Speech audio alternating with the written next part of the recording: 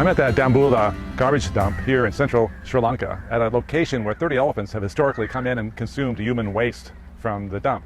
It's been a constant battle. We've been coming here for nearly a decade and creating videos and content to convince the local municipality to fence out the elephants. Wild elephants should not be permitted to come in and eat a waste product from humans, which is mixed with plastics and glass and sharp objects and all kinds of nasties that create parasites and ulcerations. Many of that we have filmed actually that have died because of clogged intestine. So now the mayor, who's active environmentalist, has chosen to fence the elephants out of this facility.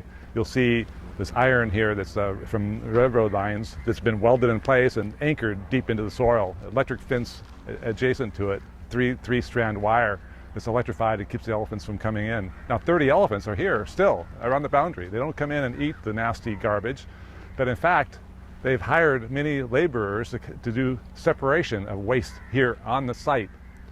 They failed to convince the locals in Dambulla to do source separation or separation of the waste in their home. So thus it's all mixed and then brought here to this facility.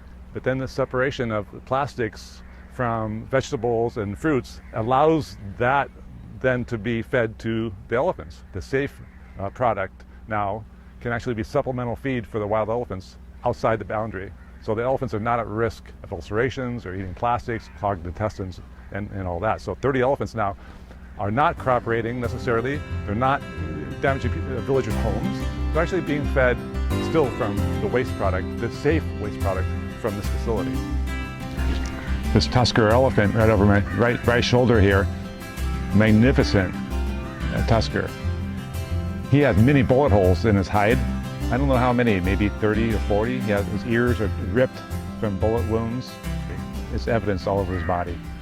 The benefits now of having this really strong barrier to keep the elephants out from the human garbage, the evidence of the success is that their dung is clean. We have always seen in this area their dung with plastics and this nasty objects in the defecation all throughout the jungle areas here, the forest areas. Wherever you see dung, you would see waste and trash. And people would wonder, why there's a trash in the middle of the forest? Well, it's because the elephants carry it in their intestine and then defecate deep in the forest, and that's the evidence. Now it's clean. Their defecation is all actually reseeding and doing like what it should, in nature, which is they spread seed and good results for their waste.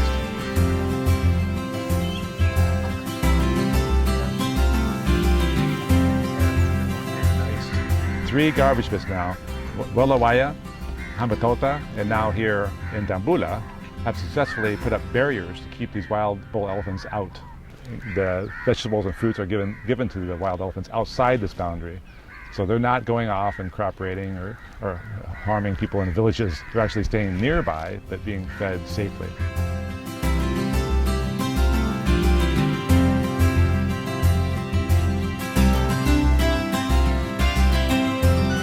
The wild elephants and bulls would come here and consume plastics along with other human waste product and then go off into the jungle by day, the heat of the day, and leave garbage scattered in the places that you would least expect it.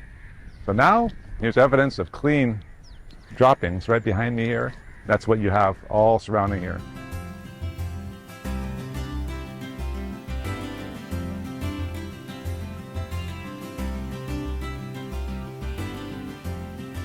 I'm standing next to the mayor, who had this dream of cleaning up this area. This dump had been a waste for 30 years. And I went to him to explain really just what he has confronted when he first became mayor and his success here in developing what is a state-of-the-art facility for municipal garbage. So this is the mayor here. I'd like to introduce you. Opatha Dambulla Mahanagara Sabhawe Nagaradhipati.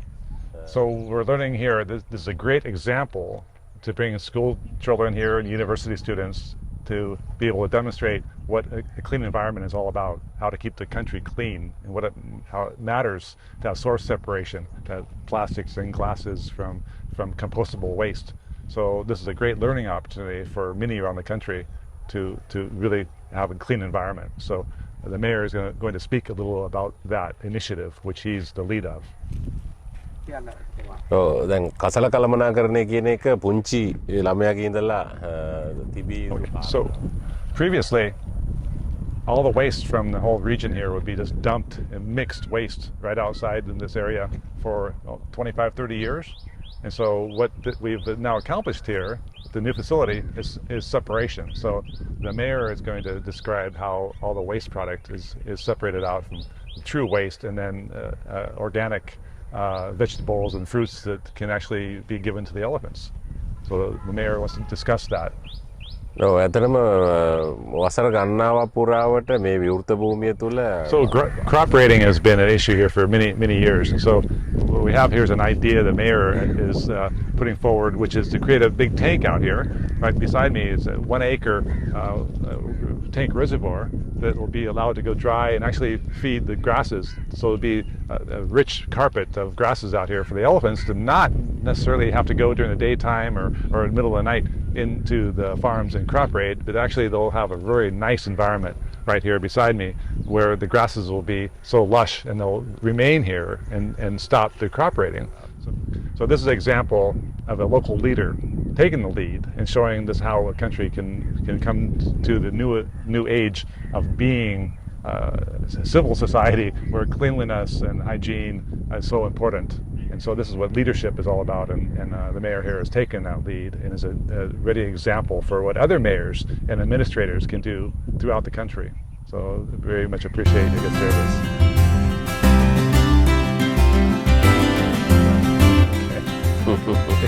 Yeah, well, it's COVID time. We can't. Yeah.